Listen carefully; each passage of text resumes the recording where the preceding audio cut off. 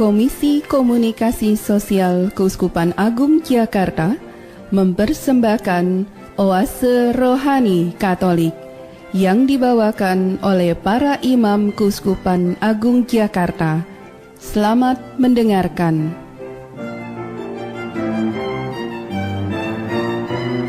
Salam damai, gembala baik dan murah hati. Kita berjumpa kembali hari ini, hari Minggu 17 April 2016, hari Minggu Paskah keempat dan juga merupakan hari Minggu Panggilan.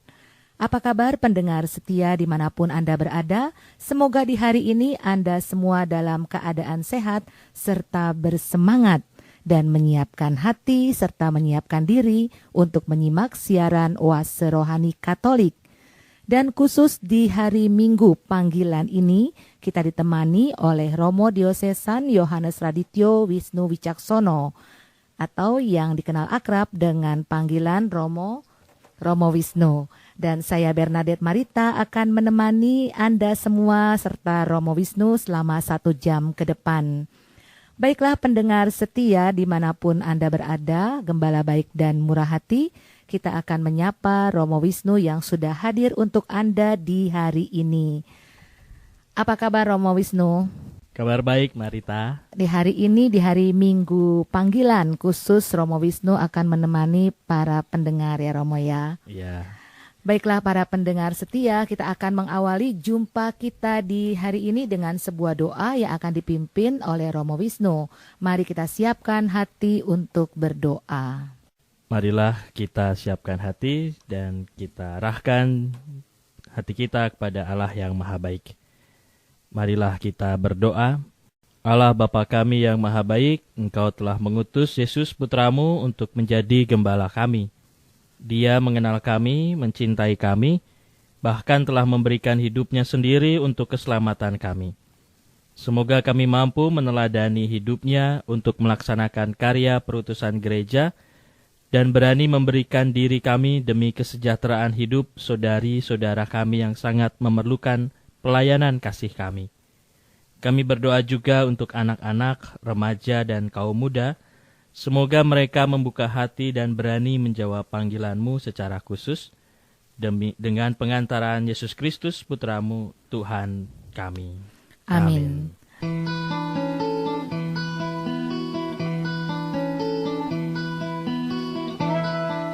Perbincangan Rohani Injil hari ini.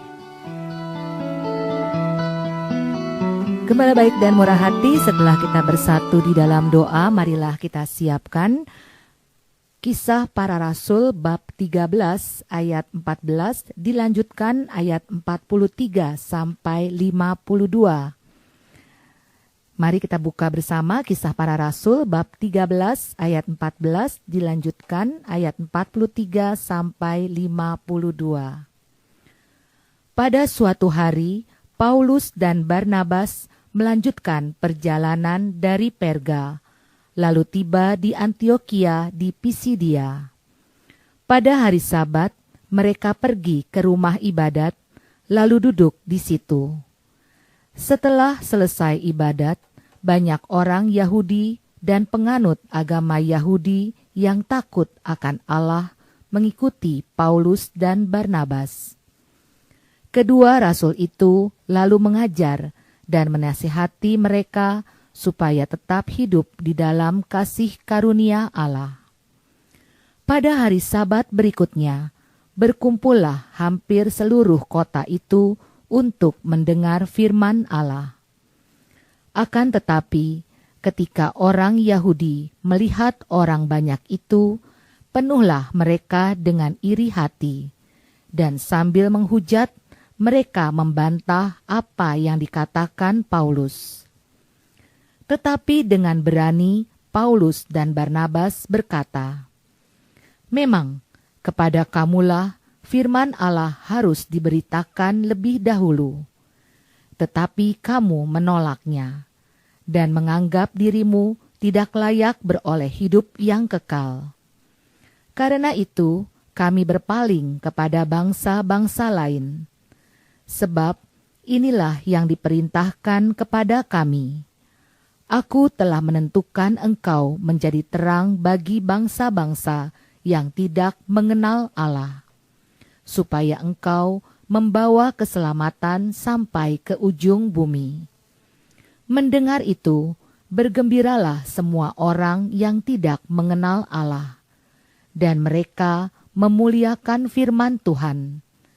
Dan semua orang yang ditentukan Allah untuk hidup yang kekal menjadi percaya. Lalu firman Tuhan disiarkan di seluruh daerah itu. Tetapi orang-orang Yahudi menghasut perempuan-perempuan terkemuka yang takut akan Allah dan pembesar-pembesar di kota itu. Begitulah mereka menimbulkan penganiayaan atas Paulus dan Barnabas dan mengusir mereka dari daerah itu. Akan tetapi, Paulus dan Barnabas mengebaskan debu kaki mereka sebagai peringatan bagi orang-orang itu, lalu pergi ke Ikonium. Dan murid-murid di Antiokhia penuh dengan sukacita dan dengan Roh Kudus. Demikianlah sabda Tuhan. Syukur kepada Allah. Pendengar setia, Gembala baik dan murah hati, setelah kita menyimak bacaan pertama, marilah kita simak Mazmur tanggapan. Bahagia ku terikat pada Yahweh, harapanku pada Allah Tuhanku. Bahagia ku terikat pada Yahweh, harapanku pada Allah Tuhanku.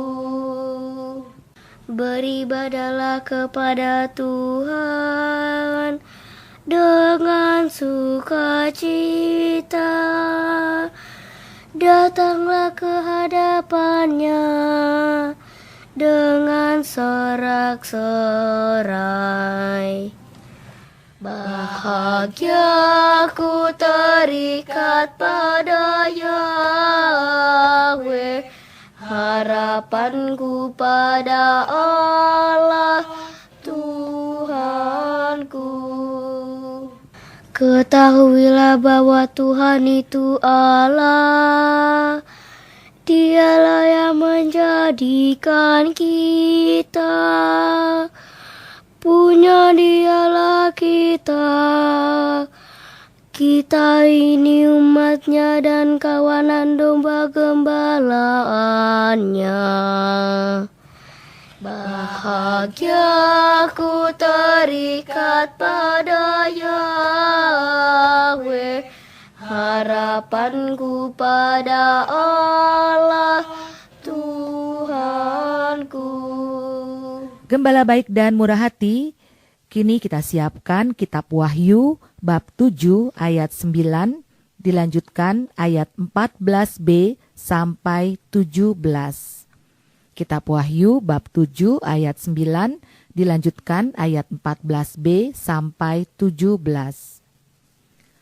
Aku, Yohanes, mendapat penglihatan sebagai berikut. Tampaklah suatu kumpulan besar orang banyak yang tidak terhitung banyaknya, dari segala bangsa dan suku, kaum dan bahasa. Mereka berdiri di hadapan takhta dan di hadapan Anak Domba, memakai jubah putih dan memegang daun-daun palem di tangan mereka. Lalu seorang dari antara tua-tua itu berkata kepadaku, "Mereka ini adalah orang-orang yang keluar dari kesusahan besar. Mereka telah mencuci jubah mereka dan membuatnya putih di dalam darah Anak Domba. Karena itu mereka berdiri di hadapan tahta Allah dan siang malam melayani Dia di bait sucinya. Dan Ia yang duduk di atas tahta itu akan membentangkan kemahnya di atas mereka. Mereka tidak akan menderita lapar dan dahaga lagi. Matahari atau panas terik tidak akan menimpa mereka lagi. Sebab anak domba yang di tengah-tengah tahta itu akan menggembalakan mereka dan akan menuntun mereka ke mata air kehidupan.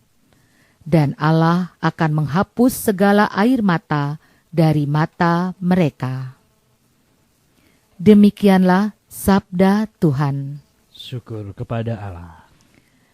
Pendengar yang terkasih, sekarang marilah kita siapkan Injil Yohanes bab 10 ayat 27 sampai 30.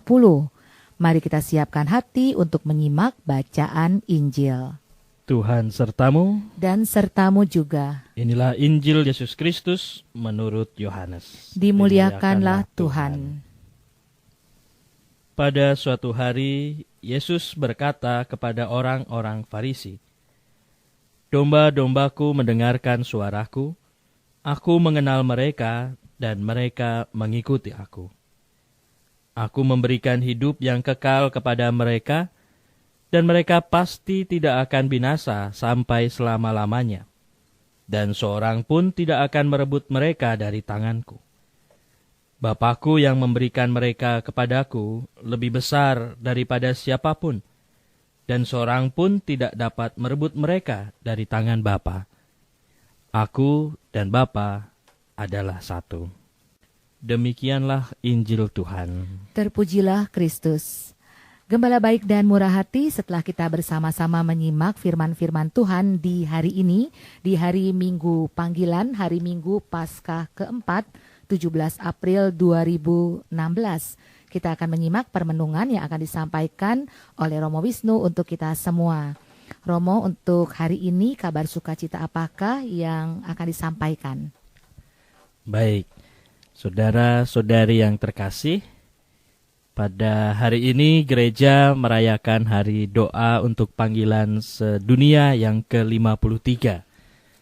Tema Minggu Panggilan tahun ini adalah Gereja Bunda Kaum Terpanggil.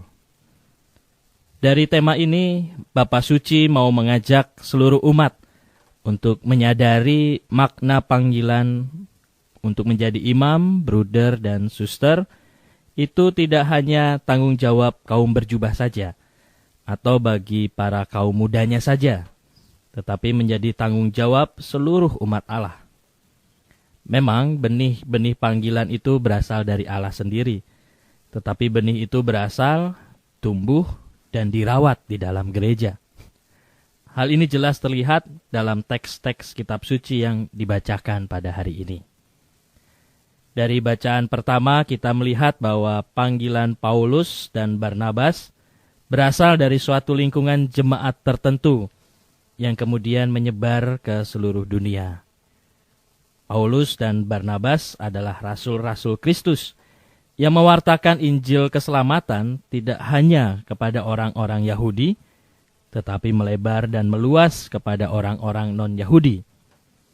Mereka melakukan hal ini karena memang beberapa orang Yahudi tidak mau menerima mereka. Bahkan mereka menghasut orang-orang untuk menganiaya dan mengusir Paulus dan Barnabas. Memilih menjawab panggilan Tuhan memang tidak mudah. Bila hanya perjuangan pribadi semata, tentu tidak akan berjalan dengan baik. Memang panggilan itu bersifat pribadi, khas antara satu orang dengan yang lain. Tetapi kalau hanya berjuang sendiri tentu akan mengalami banyak kesulitan, dan tak jarang panggilan menjadi padam kemudian hilang lenyap. Oleh karena itu dukungan yang positif dari orang-orang di sekitarnya pun turut mempengaruhi bertumbuh dan berkembangnya panggilan seseorang. Misalnya seorang anak yang mau masuk seminari tetapi dihalangi oleh orang tuanya, tentu akan memperberat kehendak bebas dari anak itu untuk memilih masuk seminari. Atau anak yang selalu mendapat informasi yang keliru dan tidak benar tentang hidup membiara dari orang tuanya atau dari orang-orang di sekitarnya, tentu akan turut mempengaruhi pengambilan keputusannya untuk menjawab panggilan Tuhan yang mungkin dia rasakan.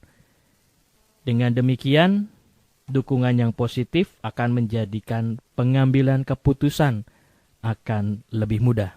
Bacaan kedua dibuka dengan suatu penglihatan penulis kitab Wahyu yang melihat sekumpulan besar orang dari segala bangsa, suku, kaum, dan bahasa yang serentak memuji dan meluhurkan Allah. Dari penglihatan ini jelas bahwa mereka yang diselamatkan tidak hanya berasal dari satu golongan, satu bangsa dan bahasa saja, tetapi semua orang pun akan diselamatkan. Hal ini berbeda dari teologi Yahudi yang mengatakan bahwa mereka yang diselamatkan adalah bangsa Yahudi saja. Dan teologi ini mempengaruhi pandangan mereka tentang imamat. Dalam tradisi Yahudi, seorang imam berasal dari satu golongan saja, yaitu Lewi. Bisa dilihat dalam kitab Bilangan bab 35, bab 3 ayat 5 dan seterusnya. Yang boleh menjadi imam adalah mereka yang merupakan keturunan Harun atau yang berasal dari suku Lewi. Para imam ini mendapat perlakuan khusus. Dalam bahasa Ibrani mereka dikuduskan. Artinya dipisahkan dan dikhususkan. Mereka dipisahkan dan dikhususkan karena mereka dipisahkan dan dikhususkan, tak jarang mereka amat sangat terpisah dari umat. Di bait Allah, umat hanya boleh masuk di bagian serambi bait Allah. Sedangkan para imam ada di dalam ruang persembahan. Umat tidak boleh masuk ke ruangan itu. Kalau masuk, hukumannya mati. Dari tempat ibadah seperti ini saja ada semacam pemisahan antara imam dan umat. Berbeda dari apa yang ada dalam teks Wahyu. Semua orang berkumpul memuji dan melayani Allah. Bahkan di sana disebutkan bahwa Ia yang duduk di atas tahta membentangkan kemahnya di atas mereka. Artinya mereka semua itu adalah satu saudara dalam kasih Allah. Tidak ada yang lebih istimewa daripada yang lain. Demikian pula para imam. Memang rahmat tabisanya membuat mereka dikuduskan, tetapi pengkudusan ini terjadi dan menjadi sempurna di dalam persatuannya dengan gereja umat Allah. Persatuan kasih inilah yang terlihat dalam bacaan Injil. Dalam bacaan Injil, seorang imam digambarkan sebagai seorang gembala yang mengenal domba-dombanya, dan domba-dombanya juga mengenal sang gembala. Imam Perjanjian Lama tidak harus mengenal umatnya, dan sebaliknya umat tidak perlu mengenal imamnya dalam ritus persembahan di dalam bait Allah. Imam dan umat dalam Perjanjian Lama bisa dikatakan berjalan sendiri-sendiri. Tetapi dalam Perjanjian Baru, imam dan umat berjalan bersama-sama. Seorang imam hidup bersama dan di dalam kumpulan umat Allah tersebut. Oleh karena itu harus ada relasi timbal balik yang baik dan saling melengkapi satu sama lain. Dalam teks ini disebutkan bahwa seorang imam bertugas untuk menjaga kawanannya dan memberikan kehidupan yang tidak akan binasa. Gambaran ini adalah gambaran relasi Allah dengan jemaatnya. Allah yang tidak pernah menghendaki umatnya mengalami kematian dan kebinasaan. Oleh karena itu, Ia mengutus putranya untuk menjadi imam agung yang mengorbankan dirinya demi keselamatan kawanan domba yang dikasihinya. Pengorbanan sang putra ini tidak lain dan tidak bukan adalah ungkapan belas kasih Allah kepada dunia. Maka menjadi imam dan religius adalah suatu pilihan untuk memberikan belas kasih Allah ini kepada sesama. Belas kasih yang tampak dari bimbingan, dorongan, doa, dan olah bakti lainnya yang bertujuan untuk memberikan keselamatan kepada semua orang di dunia ini. Suatu pilihan yang penuh risiko dan tanggung jawab yang tidak sedikit dan mudah. Suatu pilihan yang membawa suatu pengorbanan pribadi. Namun itu semua dibuat sebagai ungkapan belas kasih Allah di dunia ini. Dari sinilah Sri Paus membuka surat apostoliknya di hari Minggu panggilan sedunia ini dengan menyebutkan, semoga semua orang beriman mengalami kegembiraan yang dimiliki gereja dan menemukan kembali bahwa panggilan Kristiani lahir dari dalam umat Allah dan merupakan anugerah belas kasih ilahi. Gereja adalah rumah belas kasih dan merupakan tanah subur di mana panggilan berakar, tumbuh matang, dan berbuah.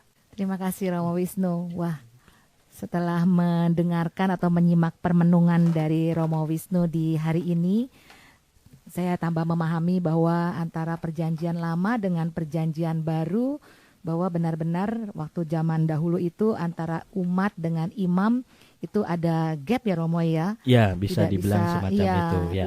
Berarti imam itu tidak menyatu dengan umat, tidak turun ke bawah istilahnya kalau zaman sekarang gitu ya Romo ya. Ya, memang ada semacam pemisahan baik secara lahiriah maupun rohaniah antara imam yang dipilih Tuhan dengan umat kebanyakan.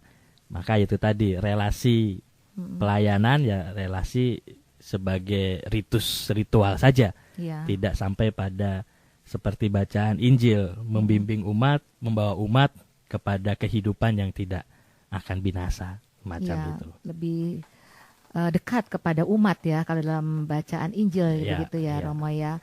Kalau dalam bacaan pertama yang menjadi imam pun adalah orang-orang tertentu dari kaum tertentu ya Romo. Tidak semua orang bisa untuk menjadi imam begitu Romo. Benar. Sedangkan kalau di perjanjian baru terbuka untuk siapa saja begitu Romo. Siapa saja, tidak berasal dari golongan tertentu atau dari bangsa tertentu, tetapi semua orang yang punya kehendak baik untuk memuji dan memuliakan Tuhan secara lebih khusus itu berhak juga untuk menjawab panggilan Tuhan menjadi seorang imam atau religius dalam hal ini. Justru dari pihak entah keluarga atau para imam sendiri yang sudah menjadi imam itu turut memberikan dukungan supaya panggilannya itu menjadi semakin nyata, semakin konkret begitu ya Romo ya, bisa dirasakan oleh orang-orang yang merasa terpanggil begitu. Ya karena panggilan menjadi imam atau religius tidak tertutup pada suatu golongan tertentu, kelompok tertentu, maka hendaknya juga terbuka kepada semua orang yang mau menjawab panggilan ini. Dan karena itu terbuka kepada semua orang, maka pun juga dukungan menjadi lebih terbuka juga ya. Jadi misalnya ada seseorang yang ingin menjawab panggilan Tuhan, ya kita perlu mendukung dengan mendoakan dia atau memberikan informasi yang baik, positif tentang kehidupan membiara atau kehidupan pelayanan sebagai imam atau bruder atau suster yang mereka pilih. Seperti itu. Malah biara membuka pintu untuk mereka bisa melihat lebih dekat ya begitu ya Romo ya. Seharusnya begitu. Harusnya semakin membuka diri untuk orang pun juga mengenal mereka juga. Demikian. Ya, kalau mendapat dukungan seperti tadi Romo bilang dengan dukungan yang positif semakin menguatkan sehingga seseorang mungkin yang merasakan panggilan itu semakin teguh dengan panggilannya menjadi bisa mengambil keputusan yang baik untuk menjadi kaum biarawan atau biarawati itu Romo. Kaum religius ya. Kaum religius iya. Karena seringkali keputusan itu dipengaruhi oleh ketidaksukaan atau halangan dari orang-orang yang dekat dengan dia. Sehingga untuk mengambil keputusan menjadi ragu-ragu, menjadi tidak bebas dan yang akhirnya menyerah karena keadaan atau situasi di sekitarnya tidak mendukungnya daripada menjawab malah mundur gitu kan. Tidak mencoba untuk menjawab tapi malah memilih untuk karena sekitar saya tidak mendukung sudah saya tidak menjawab saja panggilan Tuhan ini. Kan sayang karena kalau itu yang terjadi. Betul Romo. Romo Wisnu, nanti kita bicara lebih jauh lagi di bagian kedua ya Romo ya, khusus untuk minggu panggilan ini. Para pendengar setia, gembala baik dan murah hati dimanapun Anda berada, kita hentikan dahulu bagian pertama ini. Kita resapkan di dalam hati permenungan yang disampaikan oleh Romo Wisnu untuk kita semua tentang panggilan dan juga dari isi bacaan pertama, bacaan kedua maupun bacaan Injil pada hari ini. Semoga kita semakin dapat memahami dan juga bisa semakin meresapkan di dalam perjalanan kehidupan kita. Di bagian kedua nanti Romo Wisnu akan kembali bersama kita khusus untuk berbicara mengenai hari Minggu panggilan ini. Baiklah, kita simak dulu sebuah lagu untuk Anda.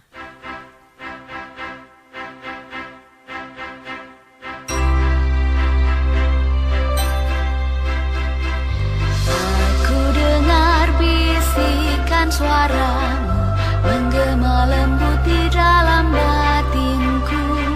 Sungguh engkau sahabatku, jikalau engkau menaati perintahku.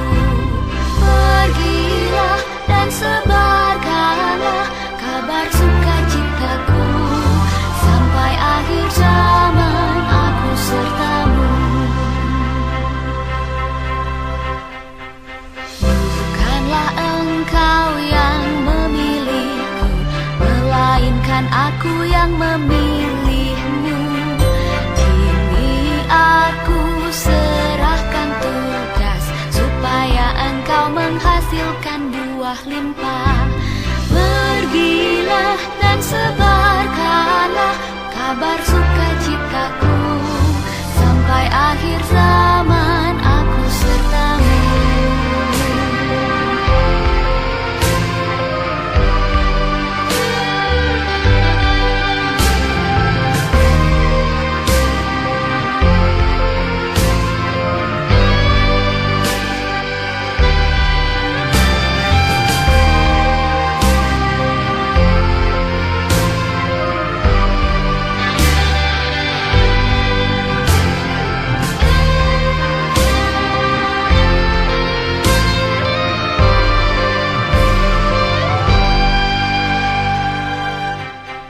Jangan bimbang dan ragu hatimu, yakinlah aku hadir di sampingmu.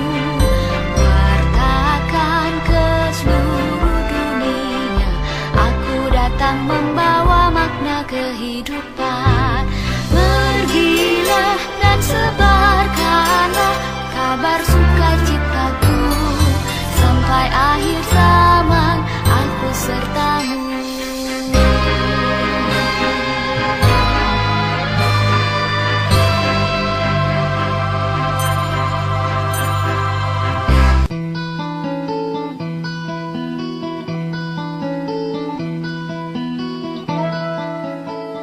Dialog Iman Katolik.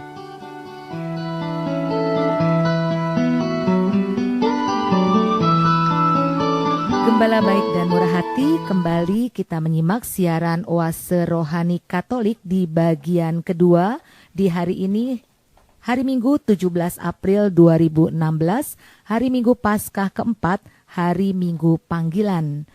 Dan selamat bergabung bagi Anda yang baru saja menyimak siaran Oase Rohani Katolik. Untuk hari ini secara khusus Romo Diosesan Yohanes Radityo Wisnu Wicaksono menemani Anda di hari Minggu panggilan ini. Dan saya Bernadette Marita menemani Romo Wisnu dan Anda semua sampai di penghujung acara nanti. Gembala baik dan murah hati, sebelum kita melanjutkan perbincangan rohani atau dialog iman bersama Romo Wisnu, saya ingatkan bagi Anda yang ingin bertanya ataupun memberikan saran dan usul, Anda dapat kirim melalui nomor handphone Oase Rohani Katolik yaitu 0822 1036 1555 dalam bentuk pesan singkat. Kirimkan pesan singkat ke nomor handphone 0822 1036 1555. Atau bagi Anda yang ingin sharing iman, Anda dapat kirim melalui alamat email kami orkkaj@yahoo.com. Baiklah para pendengar setia, kita kembali bersama Romo Wisnu dalam Oase Rohani Katolik. Romo, hari ini hari Minggu Panggilan dan tadi Romo menyampaikan pada saat pertama bahwa Minggu Panggilan yang ke-53 ya Romo ya. Ya benar. Dengan tema Gereja Bunda Kaum terpanggil. Kaum terpanggil. Gereja Bunda Kaum Terpanggil. Dan para pendengar setia, mungkin bagi Anda yang belum tahu, saya informasikan kepada Anda bahwa Romo Wisnu adalah Direktur Diosesan Karya Kepausan Indonesia. Mungkin asing ini Romo nih di telinga para pendengar tentang Karya Kepausan Indonesia. Bisa Romo cerita sedikit, Romo? Baik, Mbak Marita, memang Karya Kepausan Indonesia tidak banyak yang mengenal istilah ini. Ya. Banyak yang mengenal satu bagian dari 4 reksa pastoral Karya Kepausan Indonesia di Keuskupan Agung Jakarta ini, yaitu Serikat Anak dan Remaja Misioner, atau yang sering disingkat sebagai SEKAMI. Oh, SEKAMI. SEKAMI. Ya, kalau Bapak, Ibu, Saudara-saudari pendengar mengetahui atau mengenal SEKAMI atau Bina Iman Anak dan Remaja, itu merupakan bagian dari reksa pastoral Karya Kepausan Indonesia Keuskupan Agung Jakarta yang punya 4 bidang pelayanan. Pertama, anak remaja misioner, panggilan imam biarawan biarawati. Yang kedua, yang ketiga tentang pengembangan iman, dan yang keempat adalah kerjasama misioner antara awam dan religius. Jadi keempat bidang pelayanan ini menjadi satu bagian dari Karya Kepausan Indonesia yang berinduk di Roma, di Vatikan. Ya. Jadi langsung di bawah pelayanan Paus, ya. kepausan, ya. Ya. Karya Kepausan yang ada di Vatikan. Ini kurang lebih pengenalan singkat tentang apa itu Karya Kepausan Indonesia di Keuskupan Agung Jakarta. Ya. Karena setiap keuskupan punya karya kepausannya masing-masing. Oh. Begitu. Berarti kalau Romo ini merupakan Direktur Diosesan Karya Kepausan Indonesia di Keuskupan Agung Jakarta. Iya. Dan hari ini hari Minggu panggilan, berarti khusus untuk yang reksa pastoral yang kedua itu ya, Romo. Yang kedua ya? Tentang pengembangan panggilan di panggilan. gereja partikular atau di keuskupannya masing-masing. Dan ini juga merupakan salah satu tanggung jawab atau pelayanan reksa pastoral dari Karya Kepausan Indonesia. Begitu. Iya, Romo, terima kasih Romo. Jadi saya juga tambah pengetahuan, Romo. Kalau dulu saya tahunya cuma ada komisi panggilan gitu, panggilan gitu ya. Ternyata termasuk di dalam Karya Kepausan Indonesia sekarang ini. Romo, tentang hari ini adalah hari Minggu Panggilan. Tadi yang tahun yang ke-53 dengan tema Gereja Bunda Kaum Terpanggil. Bisa Romo cerita sedikit tentang tema ini maupun tujuannya dan langkah-langkah yang akan dilakukan oleh Karya Kepausan Indonesia dari Minggu Panggilan ini, Romo. Ya, terima kasih Mbak. Memang setiap tahun Bapak Suci mengeluarkan suatu tema khusus untuk Minggu Panggilan yang jatuh setiap minggu keempat Paskah ya. Dan kebetulan tahun ini Bapak Suci memberikan tema Gereja Bunda Kaum Terpanggil.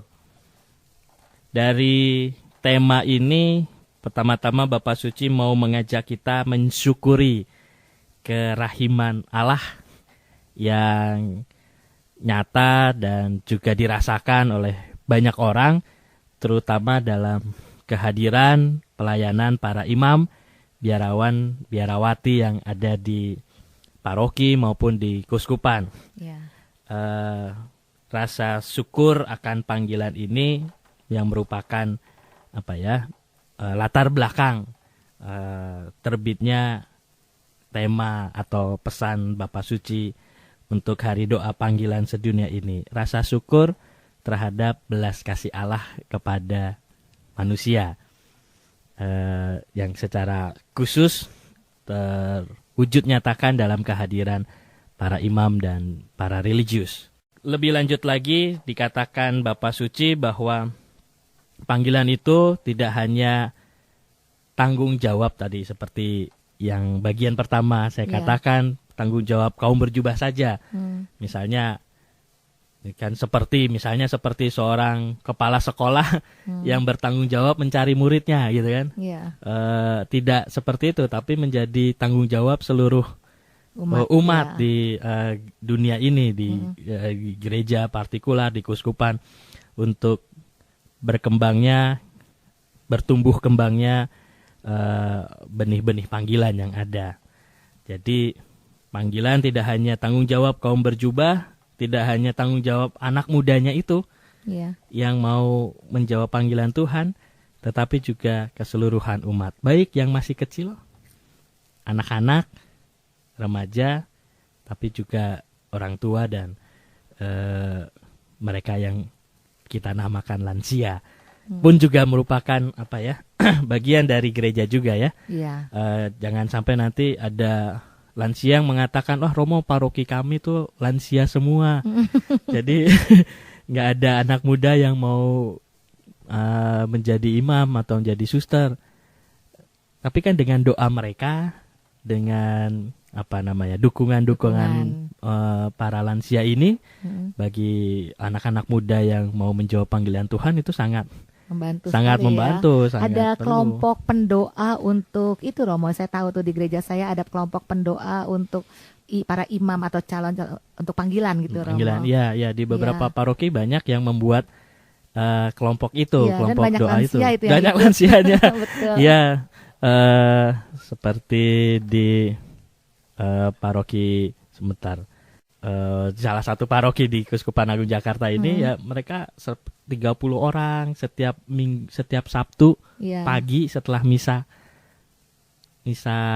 Harian, ya. itu mereka kumpul berdoa untuk rosario, untuk sharing dan segala macam, untuk mendukung panggilan. Iya. Itu pun juga sebuah usaha yang bagus untuk mengembangkan panggilan dalam sisi doa. Iya. Mereka tidak bisa masuk biara lagi, tapi juga dengan doa mereka mendukung orang-orang muda ini, seperti Iya. itu. Romo, dari tema gereja Bunda Kaum Terpanggil, selain tadi latar belakangnya adalah mensyukuri terhadap belas kasih Allah, karena tahun ini memang Allah yang Maha Rahim ya, Romo ya. Kiranya ada hal tertentukah yang untuk mengusung tema tersebut, Romo? Bapak Suci membagi pesannya itu menjadi 3 bagian. Bagian yang pertama tentang panggilan khusus, panggilan umum tentang tanggung jawab umat terhadap perkembangan panggilan. Ya. Itu seperti yang pertama tadi. Sedangkan yang kedua berkaitan dengan panggilan dan gereja. Panggilan dan gereja. Panggilan itu lahir dari dalam gereja. Panggilan itu tidak lahir atau tidak muncul tiba-tiba. Ya. Tidak muncul hari ini saya tidur, malam mimpi, besok saya masuk seminari dan jadi imam, begitu. Iya. Tidak muncul begitu saja. Tetapi ada sebuah proses yang terjadi. Dan proses itu ada di dalam yang namanya gereja atau persekutuan umat Allah ini. Ya. Itu yang pertama. Maka perlu disadari kalau mau kita mengembangkan panggilan, ya kita perlu menyadari tentang persekutuan umat beriman ini, gereja itu sendiri. Bagaimana gereja itu menjadi tempat, lahan yang subur untuk munculnya benih-benih panggilan ini. Itu yang pertama. Lahan sebagai tempat ya. Ya. Sebagai tempat mulainya panggilan itu bertumbuh. Yang kedua, panggilan itu tumbuh di dalam gereja. Jadi yang pertama itu di dalam ladangnya. Sedangkan yang kedua itu proses pertumbuhan itu. Seorang calon imam atau seorang calon religius itu tidak bisa melepaskan diri dari kehidupan menggereja. Jadi seolah-olah saya terlepas dari kehidupan umat yang ada di sekitarnya. Seperti tadi bacaan kedua ya. Di mana imamat perjanjian lama itu membuat orang terpisah dari umat kebanyakan. Tidak. Imamat atau panggilan religius di saat ini itu adalah panggilan pelayanan yang tumbuh dan berkembang bersama dan di dalam umat Allah itu sendiri. Tidak bisa memisahkan diri, tidak bisa mengeksklusifkan diri. Saya imam, kamu awam. Saya biarawan, kamu orang kebanyakan, seperti itu. Ya. Sehingga ada semacam gap, keterpisahan antara imam dan religius dan awam di satu sisi yang lain. Ini yang dicoba untuk diingatkan atau teguhkan oleh Bapak Suci, supaya imam, para religius lebih dekat dan lebih bersatu lagi bersama dengan umatnya. Karena merupakan proses untuk tumbuh Tumbuh terus dan ya, berkembang di sana, gitu. Seperti sebuah tanaman nggak mungkin dia tumbuh di luar iya. di luar kebunnya itu, di luar tanahnya itu nggak mungkin bisa berkembang dengan baik. Maka harus berada di dalam kelompoknya, di dalam tanahnya itu. Ya. Dan yang ketiga, panggilan dan gereja. Panggilan itu ditopang oleh gereja. Jadi yang pertama, panggilan itu lahir dari dalam gereja. Yang kedua, panggilan itu tumbuh di dalam gereja. Dan yang ketiga, panggilan itu ditopang oleh gereja. Artinya didukung oleh orang-orang atau umat yang ada di dalam gereja itu sendiri. Artinya, ya itu tadi, perlu dukungan, perlu doa, perlu relasi yang baik antara awam dengan imam, dengan kaum religiusnya. Tidak bisa merasa yang satu lebih hebat daripada yang lain, sehingga tidak saling membutuhkan. Ya. Maka Bapak Paus menekankan ketiga hal ini untuk tumbuh dan berkembangnya panggilan di setiap kuskupan atau di paroki-paroki yang ada. Oh, makanya gereja bunda kaum terpanggil ya Romo ya. Gereja itu merupakan bunda kaum terpanggil karena tempat lahirnya ya, di gereja itu sendiri merupakan tempat lahir benih-benih panggilan. Proses bertumbuhnya juga dengan dukungan dari gereja itu sendiri, kan gereja itu kumpulan umat Allah itu ya Romo ya, serta ditopang pertumbuhannya oleh gereja. Ya, merupakan bunda jadinya dari kaum terpanggil tersebut ya. Jadi semacam apa yang dilakukan seorang ibu kepada seorang anaknya atau yang melahirkan, yang menumbuh besarkan. Nah, sekaligus juga mendukung dan mendorong anaknya untuk lebih mandiri dan lebih berkembang, lebih bertumbuh lebih baik lagi istilahnya. Tidak tergantung sepenuhnya sama si ibu ini, tapi bisa mengembangkan atau mandiri lebih baik.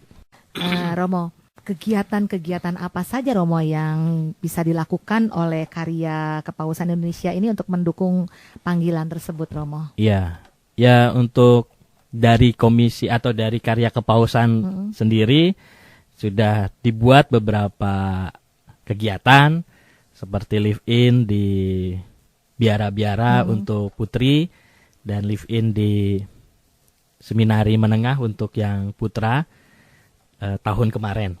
Sehingga ada kesempatan atau ada data untuk mereka yang kira-kira mau terpanggil. Saya bergembira karena ternyata di Jakarta ini masih banyak orang anak muda usia SMP lah sekitar itu yang merasa atau menyatakan diri mau untuk masuk seminari, untuk menjadi imam, untuk menjadi suster.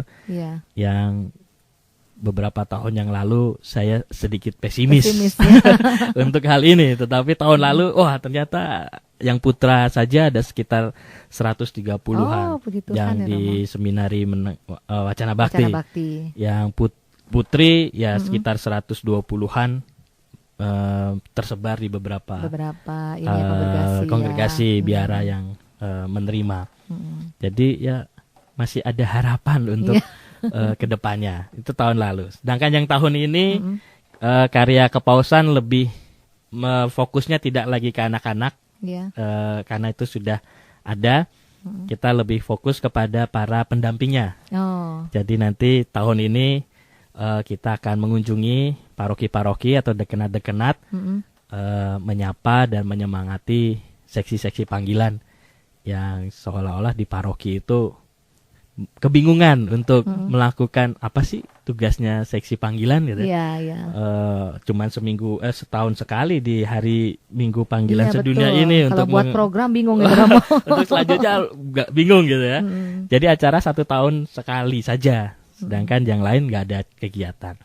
Maka tahun ini kita akan lebih menyemangati, lebih mendorong para seksi panggilan itu untuk lebih berdinamikanya lebih baik lagi untuk mendukung dan menyertai anak-anak yang sudah ada ini. Kan sudah ada menjadi anak-anak bunda yang kaum ada. terpanggil tadi ya Romo ya, dalam itu prosesnya ya, mendampingi, mendampingi, menopang itu ya, menopang itu ya. tadi. Yang sudah ada yang mau bertumbuh, sudah ada yang mau dikembangkan, tinggal kita menopangnya ini kan. Nah ini yang tugas seksi-seksi panggilan di paroki-paroki.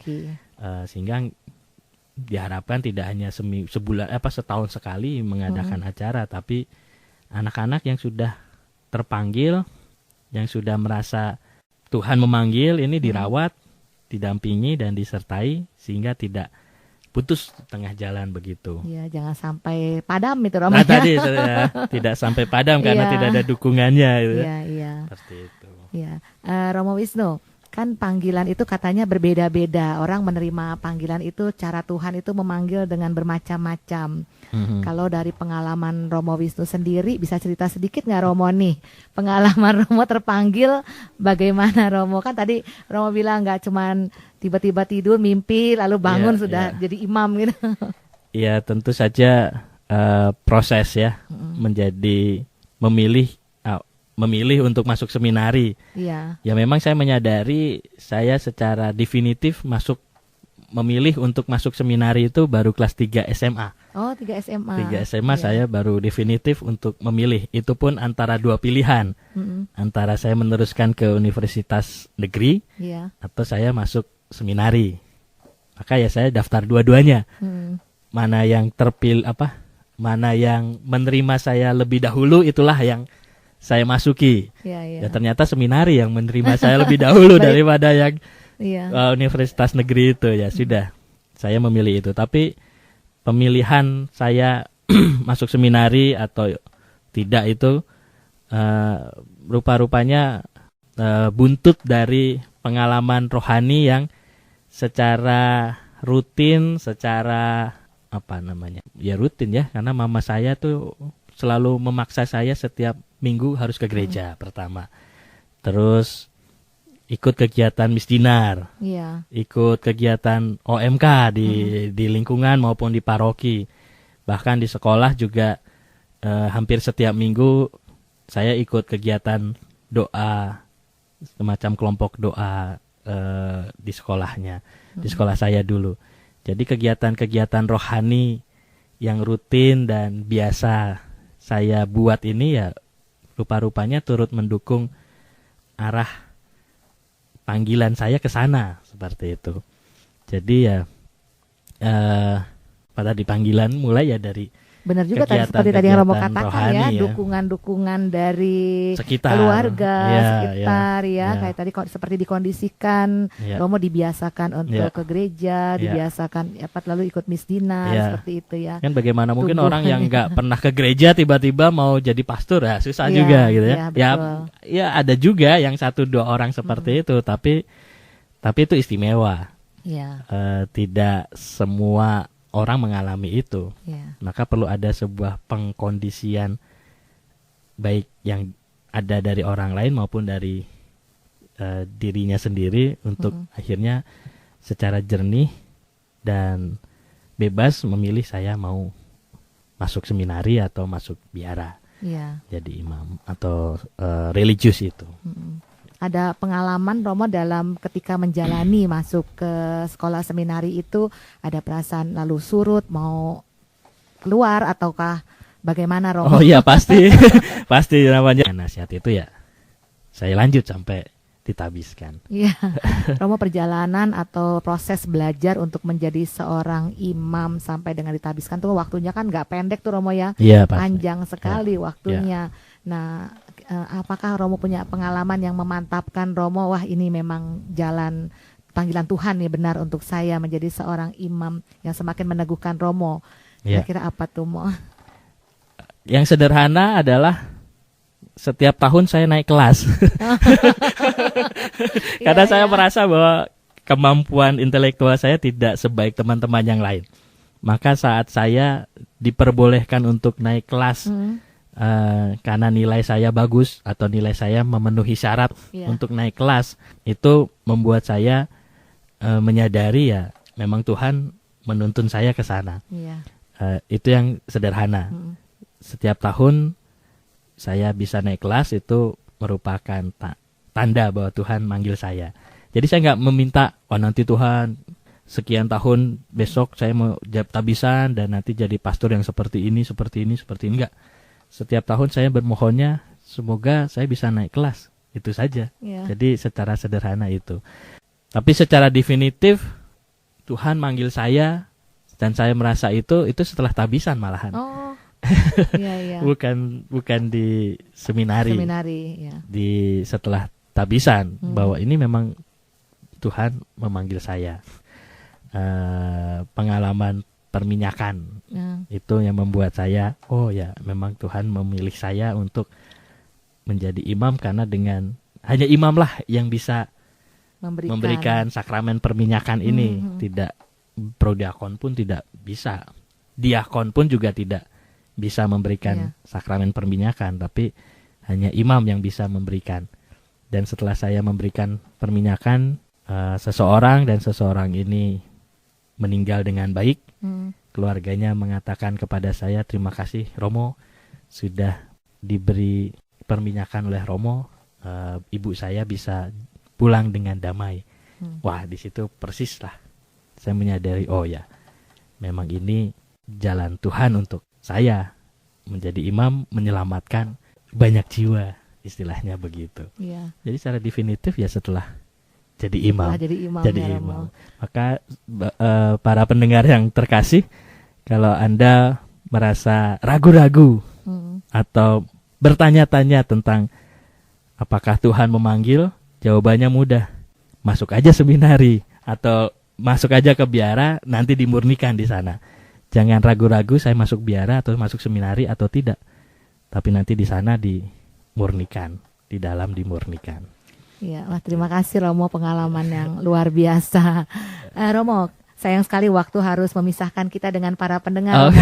Sebelum kita mengakhiri, mungkin Romo ada pesan yang ingin disampaikan selain pesan yang tadi, Romo, khususnya di hari Minggu panggilan ini untuk para pendengar terkasih, Romo. Pesannya seperti pesan yang tadi, yaitu adalah pertama bagi para orang muda yang merasa diri Tuhan memanggil, jangan ragu-ragu. Apapun tantangannya, apapun halangannya, baik dari keluarga maupun dari orang sekitar, percayalah bahwa Tuhan pasti akan menolong Anda untuk memilih jalan yang terbaik. Dan bagi para orang tua, kondisikanlah anak-anak Anda untuk kelak di kemudian hari bisa memilih jalan hidup menjadi imam, menjadi bruder atau suster dengan kebiasaan-kebiasaan baik, doa harian, misa bersama, kegiatan-kegiatan rutin di lingkungan atau di gereja, itu menjadi sarana atau dukungan yang baik untuk tumbuh dan berkembangnya panggilan. Maka kita juga perlu berdoa supaya panggilan di Keuskupan Agung Jakarta ini pun setiap hari dapat bertumbuh dan berkembang. Terima kasih Romo Wisnu. Baiklah para pendengar terkasih, kita harus berpisah di hari ini, hari Minggu 17 April 2016, hari Minggu Paskah keempat, hari Minggu panggilan. Maka Romo Diosesan Yohanes Radityo Wisnu Wicaksono dan saya Bernadette Marita harus undur diri dari ruang dengar Anda. Kami mengucapkan selamat berhari Minggu bersama keluarga, tentunya dengan tetap bersemangat dan tersenyum sukacita. Kita tutup dengan doa dan berkat Tuhan melalui Romo Wisnu. Mari kita siapkan hati kita. Marilah kita berdoa. Allah Bapa yang Maha Kudus, kami bersyukur kepadamu atas Yesus Putramu yang telah mengorbankan hidupnya demi kebahagiaan kami. Semoga rohnya menghimpun kami menjadi satu umat, menjadi gerejamu yang memancarkan cahaya pembebasan bagi semua orang di dunia, sampai saatnya Engkau menjadi segalanya bagi semua orang.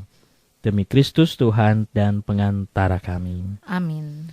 Tuhan sertamu, Dan sertamu juga. semoga kita semua, keluarga kita, karya dan usaha kita selalu diberkati oleh Allah yang Maha Kuasa, Bapa dan Putra dan Roh Kudus. Amin. Amin.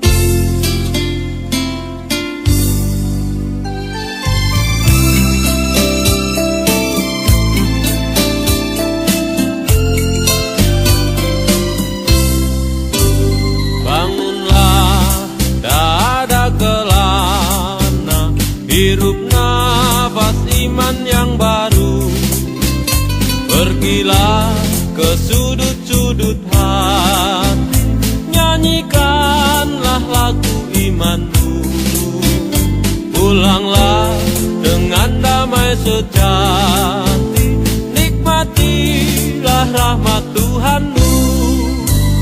Bangunlah, dada kelana, hirup nafas iman yang baru, pergilah ke sudut-sudut hati, nyanyikanlah lagu imanmu. Pulanglah dengan damai sejati, nikmatilah rahmat Tuhanmu.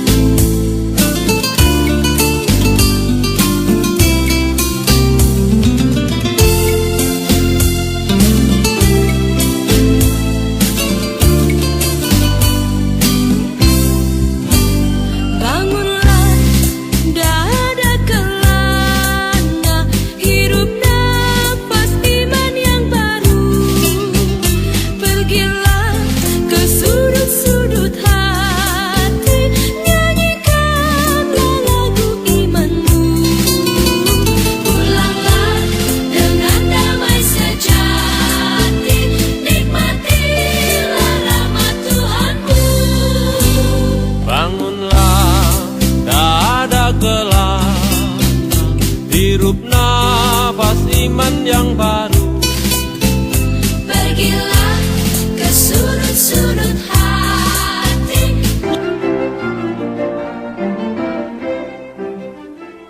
Demikianlah oase rohani Katolik yang dipersembahkan oleh Komisi Komunikasi Sosial Keuskupan Agung Jakarta yang dibawakan oleh para imam Keuskupan Agung Jakarta. Tuhan memberkati.